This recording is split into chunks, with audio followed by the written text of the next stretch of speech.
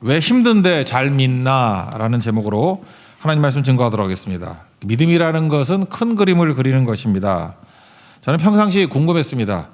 교회사를 보면은 가장 큰 부흥이 일어났을 때가 언제냐면은 AD 3세기입니다. 그러니까 예수님 승천하시고 난 다음에 한 300년 정도 지날 때 가장 박해가 심할 때였습니다. 그때 어떻게 부흥이 일어났나? 박해라는 게 뭡니까? 예수 믿으면 감옥에 가는 것이고 재산을 박탈당하는 것이고 직업도 빼앗기는 것이고 심지어 죽을 수 있는 거. 그러니까 모든 부분이 다 안 좋잖아요. 여러분들 예수 믿으면 지금도 손해를 본다 그러면은 뭐 많이 안 믿을 가능성이 크죠. 근데 이거 실제적인 문제였다라는 것입니다. 그러니까 기복신앙의 입장에서 볼 때 예수를 믿으면 얻는 게 없습니다. 잃는 것 투성이에요. 그런데 숫자가 늘어나고 막 부흥하게 되었다라는 것입니다. 왜 그렇죠? 그들이 바라보는 시선이 이 땅에만 있는 게 아니고 죽음 이후 영생과 영원에 있었기 때문에 그렇다라는 것입니다. 모세 시편이 90편 아니에요? 10절에 보니까 우리 연수가 70이요 강건하면 80이라도. 그러니까 우리가 비슷하게 살았죠. 70년 80년 뭐 오래 살면 90년 더 살면 100년 100살 넘는 분은 잘 못 봤는데 하여튼 70이요 80 7080 그죠? 그렇게 산다라는 것입니다. 그러니까 두 종류 인생이 있다는 거예요. 70년 80년 사는 것을 놓고 살아가는 인생이 있고 또 큰 그림 영혼을 바라보면서 살아가는 인생이 있다. 그 바라보는 시선의 차이가 사는 모습의 차이를 낳게 되더라는 것입니다. 이 AD 3세기 때도요 전염병이 창궐했습니다.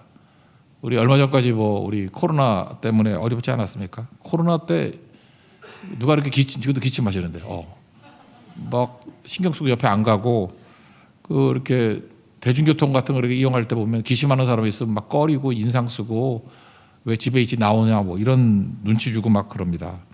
그리고 옆에도 안 가죠. 저도 모르게 전염병 걸리고 했더니 우리 집에서도 개밥 그릇 주듯이 문 앞에 주고 나가고 받아 먹고 교도소나 그러나 뭐 그렇게 먹어서요.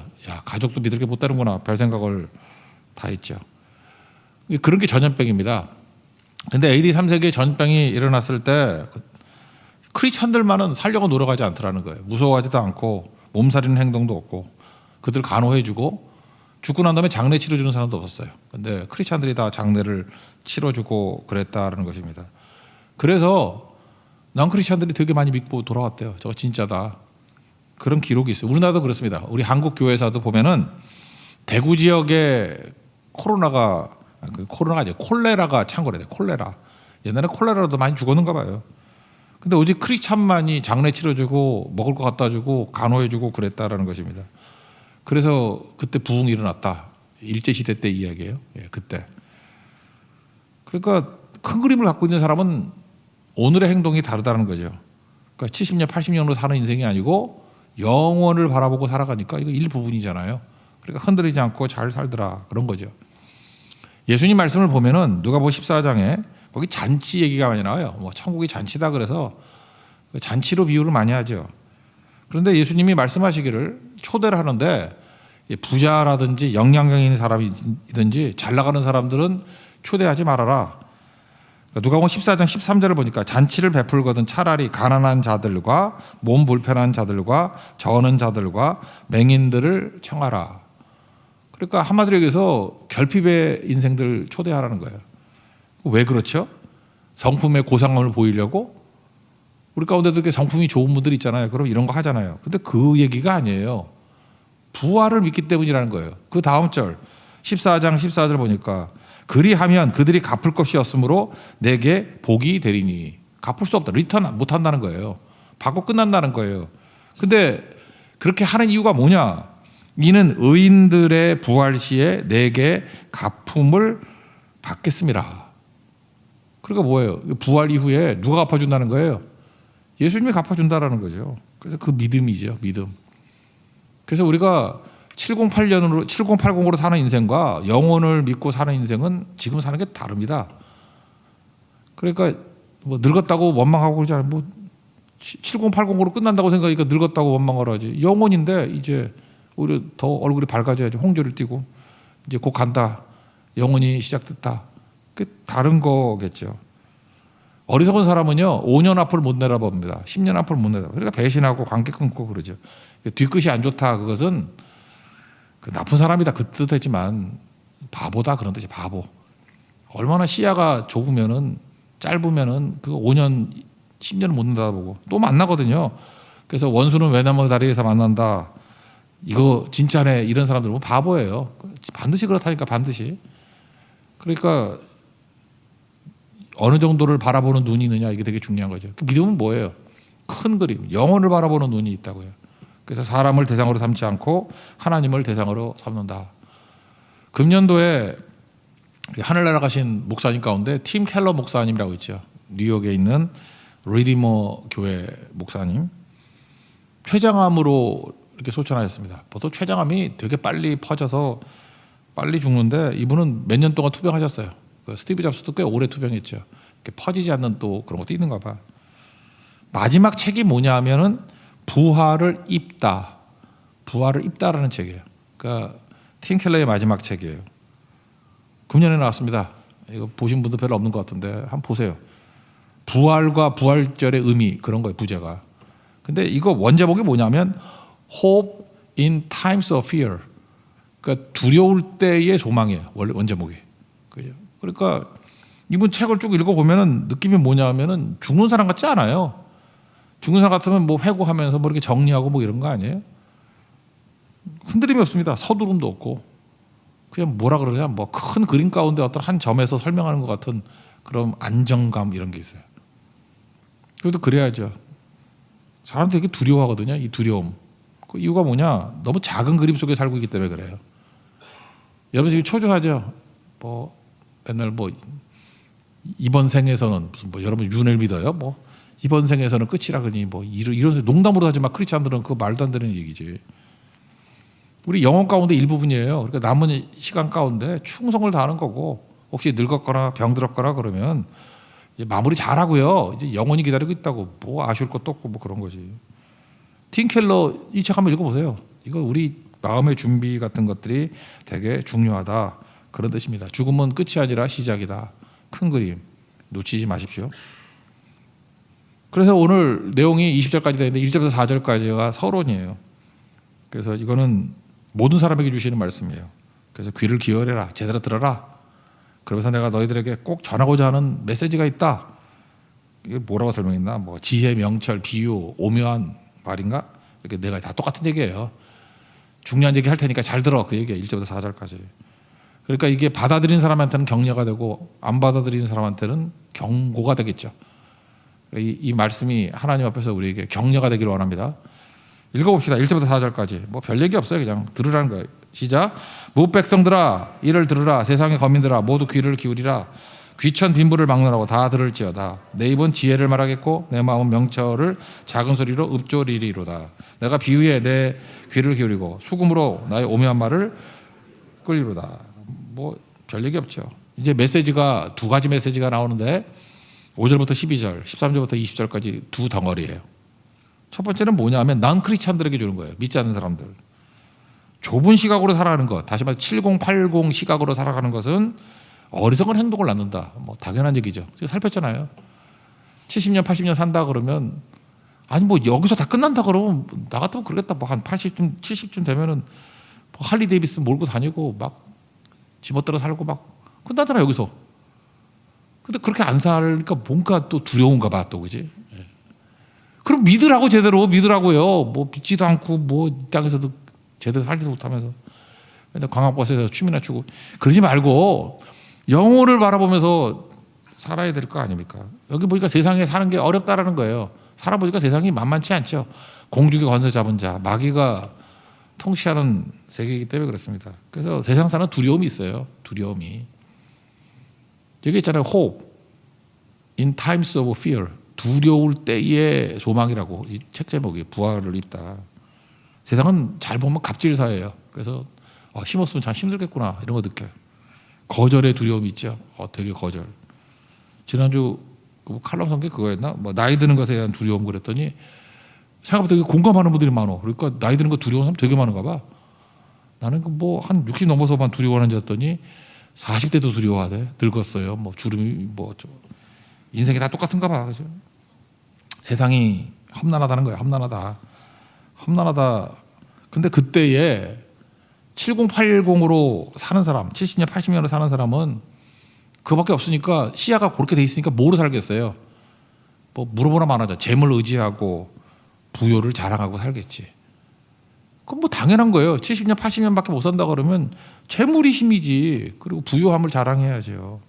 6절 앞부분 보니까 6절에 자기의 재물을 의지하고 부요함을 자랑하는 자는 이렇게 나오잖아요.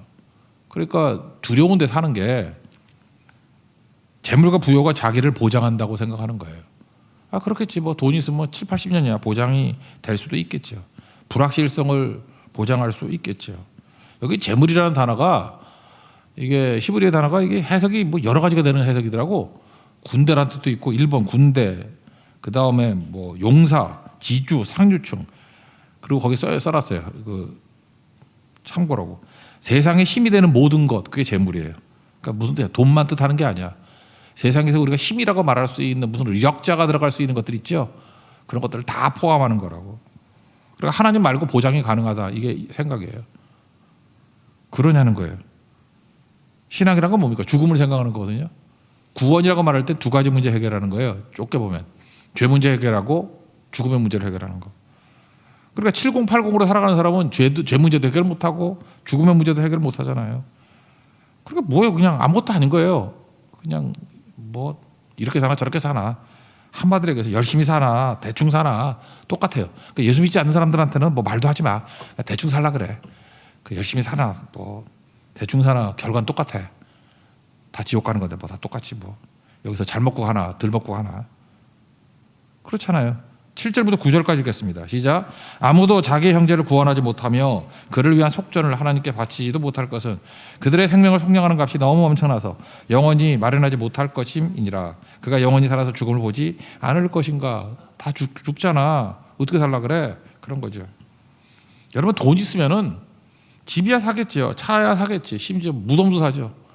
옛날에 그 무덤도 막 사두는 사람이 있었어. 영혼은 못 사요. 구원을 못 산다고. 그러니까 돈이 할 수 있는 게 뭐가 있어? 그러니까 프랑스의 대표적인 그 철학자이자 무신론자가 있거든. 볼테르라고.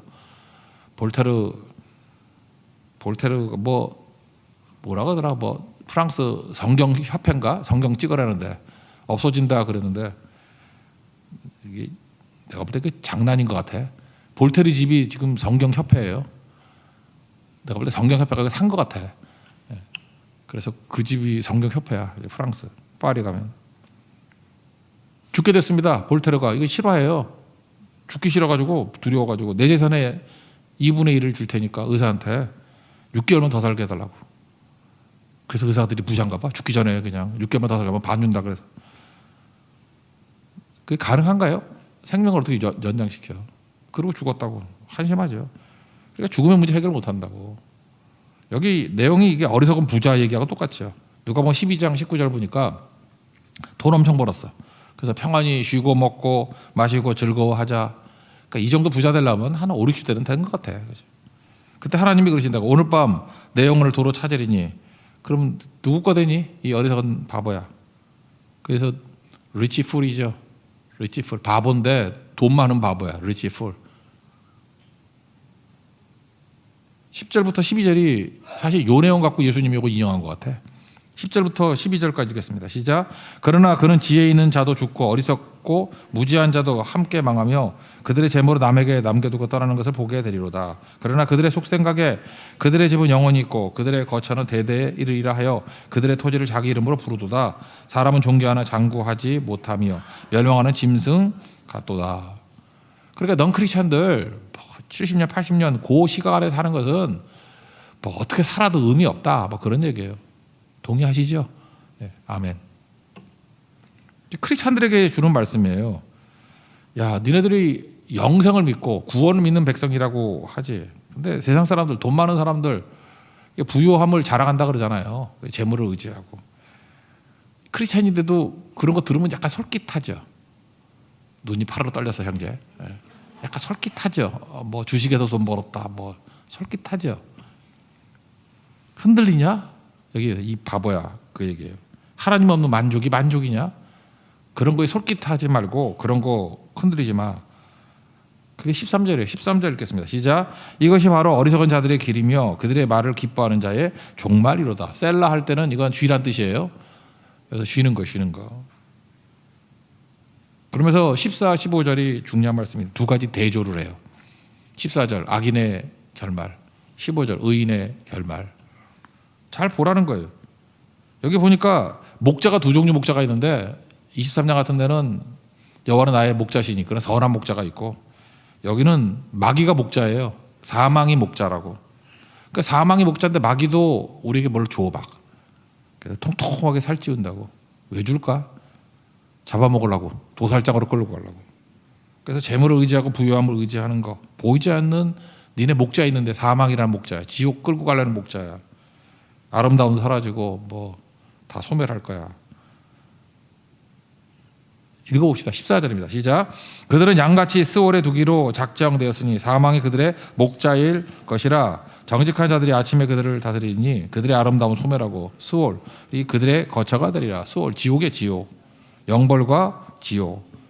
반면에 의인의 결말은 어떻습니까? 의인의 결말이 15절이거든요. 이게 난 너무 멋있더라고. 그러나 하나님은 나를 영접하시리니.